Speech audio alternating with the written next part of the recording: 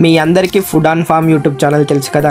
అదే ఒక అంకుల్ లుంగి కట్టుకుని పాటలు పాడుకుని కుకింగ్ వీడియోస్ చేస్తాడు. ఒక 3 years బ్యాక్ ఎక్కడో రెస్టారెంట్లో చెఫ్గా పనిచేసి ఒక మిడిల్ క్లాస్ ఫ్యామిలీని రన్ చేసే ఈయన ఈరోజు మన తెలుగు కంటెంట్ క్రియేషన్ స్పేస్లో ఒక మంచి పొజిషన్లో ఉన్నాడు.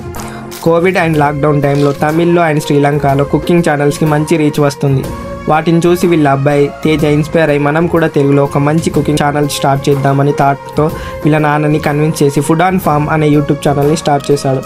ఆ టైంలోనే ఇంటి నుంచి 30 kilometers అవతల ఒక ఫామ్ని తీసుకొని ఒక ఆటో మాట్లాడుకుని అందులో కెమెరా ఎక్విప్మెంట్ వేసుకొని 30 kilometers ట్రావెల్ చేసి వాళ్ళు షూట్ చేసుకొని వచ్చేవాళ్ళు. అలా వాళ్ళ జర్నీని స్టార్ట్ అయ్యి ఒక 50 videos వరకు చేశారు. అలా ఆ 50 videos చేసినా కూడా ఒక్క వీడియో కూడా క్లిక్ అవ్వట్లేదు. అన్నిటికీ 1000-2000 వ్యూస్ రావడంతో వాళ్ళ నాన్న కొంచెం డిసప్పాయింట్మెంట్ అయ్యి ఇది మన వల్ల కాదు ఆపేద్దామన్నాడు. అప్పుడు వాళ్ళ కొడుకు ఒకే మాట అన్నాడు, ఎలాగో 1 year చేద్దాం అనుకున్నాం కదా, హిట్ అవుద్దో ఫట్ అవుద్దో 1 year చేద్దాం.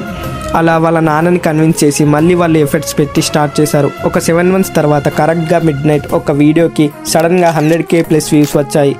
ఆ రోజు నుంచి చూసుకుంటే వాళ్ళ గ్రాఫ్ పెరుగుతూనే వచ్చింది. ఈరోజు వాళ్ళు తెలుగు కంటెంట్ క్రియేషన్ స్పేస్లో ఒక మంచి ప్లేస్లో ఉన్నారు. సొంతంగా ఒక పికిల్ బ్రాండ్ని స్టార్ట్ చేసి హిట్ కొట్టారు. ఇక్కడ మనం గమనిస్తే మనం ఒక 15 to 20 years చదువుకొని జస్ట్ ఒక 10,000-20,000 వచ్చే జాబ్కి స్టిక్ అవుతాం. అదే సేమ్ ఎఫర్ట్స్ అండ్ టైంని కంటెంట్ క్రియేషన్ మీద పెట్టడానికి చాలా డౌట్ పడతాం.